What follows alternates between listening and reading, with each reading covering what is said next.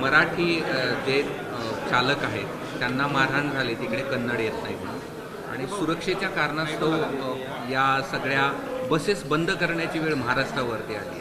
ही अत्यंत संतापजनक आणि तीव्र दुःखदायक अशी घटना आहे. आणि या प्रकारनी जी मुजोरी चालते सीमा भागामध्ये, त्याच्यामुळे खूप वर्षापासून बेळगावमधले लोक त्रस्त आहेत.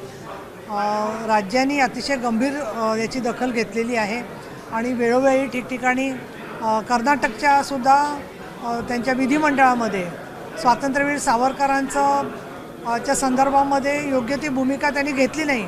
त्या स्वतः मी विधान परिषदेचे उपसभापती म्हणून त्यांना पत्र दिलेलं आहे. राज्याचे जे मंत्री महोदय आहेत, परिवहन मंत्री प्रताप सरनाईक एक सक्षम मंत्री आहेत आणि त्याचबरोबर माननीय मुख्यमंत्री देवेंद्र फडणवीस, उपमुख्यमंत्री एकनाथ शिंदे, उपमुख्यमंत्री अजितदादा पवार हे सगळे मिळून हे प्रकार टाळले जावेत. त्याचबरोबर वेळ पडल्यास प्रत्येक एसटीमध्ये महाराष्ट्र पोलीससुद्धा 2-2 तैनात करावे, अशा प्रकारची सूचना मी करते आहे. तुम्ही साहित्यिक आहात म्हणून एक प्रश्न येत होता, मी विचारतो. मराठवाडा साहित्य परिषदेनं 2 ठराव या ठिकाणी सुचवलेले होते, ज्यामध्ये परभणी प्रकरण असेल आणि बीडचं प्रकरण असेल, या सगळ्या संदर्भातला ठराव त्यांनी सुचवलेला होता. तो त्यांनी मराठवाडा साहित्य परिषद संमेलनामध्ये मांडला, पण या संमेलनात तो ठराव घ्यायला नकार देण्यात आला किंवा त्याची भाषा बदलू आम्ही, आणि त्यामुळे बराच गोंधळ बैठकीमध्ये. अजून ठराव झाले नाही आहेत, म्हणजे ठराव कुठले मांडले जातील हे मांडल्यानंतर आपण त्याच्यावर भाष्य करू शकतो. अजून ते ठराव प्रक्रियेत आहेत, ते मांडले जाणार का नाही याच्याबद्दल ज्या वस्तुस्थिती कळेल त्यानंतर त्याच्यावर बोलता येईल, हा एक भाग.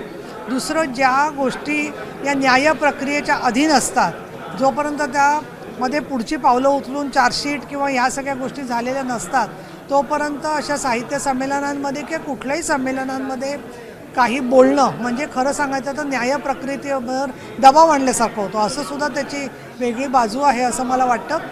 जे खून झालेले आहेत मराठवाड्यामध्ये ते अत्यंत दुःखदायक आहेत, क्लेशदायक आहेत आणि राजकारण आणखीन त्याच्यातून होणारी हिंसा ही निषेधार्हच आहे. मला असं वाटतं की राजकारणामधून किंवा समाजकारणामधून होणारी जी हिंसा आहे त्याच्या एकूण विरोधामध्ये साहित्य, संस्कृती आणि आपल्या समाजाने असलं पाहिजे, ही भावना मात्र सर्वांना मान्य होण्यासारखीच आहे, याची मला खात्री आहे. इंडिया गॉट टॅलेंट प्रकरणामध्ये केंद्र सरकार मोठा निर्णय घेण्याची शक्यता आहे. सोशल मीडियावरील मजकुराबद्दल कठोर नियम बनवणार असल्याचं ते म्हटलं आहे. याबद्दल असं आहे की याच्या दोन्ही बाजू आहेत. आजची तरुणाई जे आहे किंवा तुम्ही आम्ही सगळेजण प्रचंड समाज माध्यमांच्या आहारी गेलेले आहोत आणि काही वेळेला मुद्दामून काही समाजकंटक गुन्हे करण्यासाठी या माध्यमांचा वापर करतात. तर त्याचा तोटा सामान्य समाज माध्यमं वापरणाऱ्यांना होता कामा नये आणि ज्या त्याच्यामध्ये गँग आहेत किंवा जे त्याचा व्यापार करतायत याच्यावरती सायबर क्राईममधला कन्व्हिक्शन रेट जर का वाढला तर त्याचा अधिक उपयोग होईल असं माझं मत आहे.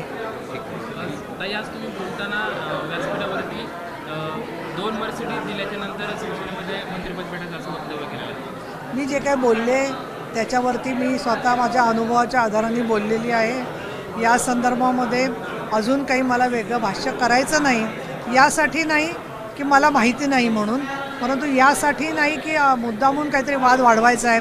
जे काही सांगितलं ते मी ओघामध्ये सांगितलं आणि याचं कारण असं आहे की माननीय एकनाथजी शिंदे हे अनेक वर्षापासून परिश्रम करत असताना जेव्हा त्यांचा शिवसैनिक म्हणून त्यांच्याबद्दल पुरेशी माहिती जात नाही आहे असं मला ज्यावेळेला वाटलं, त्यावेळेला मी भेटीच्या संदर्भातल्या वस्तुस्थिती मांडलेली आहे आणि ती सगळ्यांना माहिती आहे. तुम्ही महाराष्ट्रातल्या माध्यमांना सुद्धा विचारा. असं आहे, स्वानुभव म्हणजे काय? तुम्ही स्वानुभव म्हणजे स्वतःचा अनुभव, स्व अधिक अनुभव म्हणजे स्वानुभव. स्व म्हणजे मी आणि मला आलेला अनुभव, नीलम गोऱ्यांना आलेला अनुभव. म्हणजे तुम्हाला मंत्रिपद केवळ त्यामुळे मिळालं? मी मंत्रिपद हा जो विषय आहे ना तो फार वेगळा आहे. मी आमदार झाले तेव्हा कधी कल्पना केली नव्हती की मी उपनेता होईन. उपनेता झाले तेव्हा कधी मला माहीत नव्हतं. मी प्रवक्ते 4च नेमले होते बाळासाहेबांनी, त्याच्यातली मी एक प्रवक्ता असेल. मी विशेष हक्क समितीचे प्रमुख झाले तेव्हाही मला माहीत नव्हतं की मी पुढच्या महिन्यात प्रमुख होणार आहे. प्रतोद झाले तेव्हाही मला माहीत नव्हतं. उपसभापती झाले त्यावेळेलासुद्धा कुठली गोष्ट लॉबिंग करून किंवा लॉबिंग न करता, असं काही न करता पक्षाने जो माझ्यावर विश्वास टाकला ती मी जबाबदारी स्वीकारलेली आहे आणि त्याच्याबद्दल मला आनंद आहे की मी खऱ्या अर्थाने बाळासाहेबांची शिस्त पाळलेली आहे. असं आहे की तुम्ही मोठं मोठ्या नेत्यांपैकी उद्धव ठाकरेंना सोडणाऱ्या कदाचित शेवटच्या नेत्या असाल, म्हणजे त्या फळीतल्या शेवट, म्हणजे तुम्ही साधारण वर्षभर तरी त्यांना साथ दिली या सगळ्या प्रकरणामध्ये. तुम्ही आता हे म्हणताय त्यावरनं मला असं वाटतं मी अजूनही नंतर काही म्हणणार आहे, त्याच्यामुळे ह्या काही शेवटचं वाक्य नाही आहे मी आता बोललेली. आणि अजून बरेच लोक येणार आहेत आणि त्यांचेही स्वानुभव ते सांगणार आहेत. जसं मुंबईमध्ये डोमला रामदास कदमांनी स्वतःचे अनुभव सांगितले. मला तर वाटतं आम्ही अनुभव सांगायला बसलो तर तुम्हाला बाहेरचं सगळे न्यूज बंद करून तेवढं चांगलं दाखवत बसायला लागेल. माझं असं म्हणणं आहे 80% समाजकारण 20% राजकारण याच्यावर लक्ष केंद्रित करावं. बोलण्याच्या ओघामध्ये काही गोष्टी या सांगाव्या लागतात, सत्य सांगावं लागतं. आपण सरस्वतीच्या मंदिरामध्ये आहोत आणि त्यामुळे जे सत्य आहे तेवढं मी बोललेले. अजून खूप गोष्टी आहेत पण मला त्या गोष्टी परत परत काढत राहणं हे काही क्लेशदायक वाटतं. ताई, खरं तर आता तुम्हाला शिवसेनेने खूप मंत्रिपदं दिली होती. कुठे शिवसेनेने तुम्हाला पण मंत्रिपद दिलं होतं, त्यावेळेस तुम्हाला पण हाच अनुभव आला का? काही मागणी केली होती का? नाही, मी मंत्री पण येतेच कधी मंत्री नाहीच आहे मी. आता कॅबिनेट दर्जा मला दिला एकनाथ शिंदेनी, पण एकनाथ शिंदे गोष्ट देतात, ते घेतच नाही, त्यामुळे माहीत नाही मला. एबीपी माझा, उघडा डोळे बघा नीट.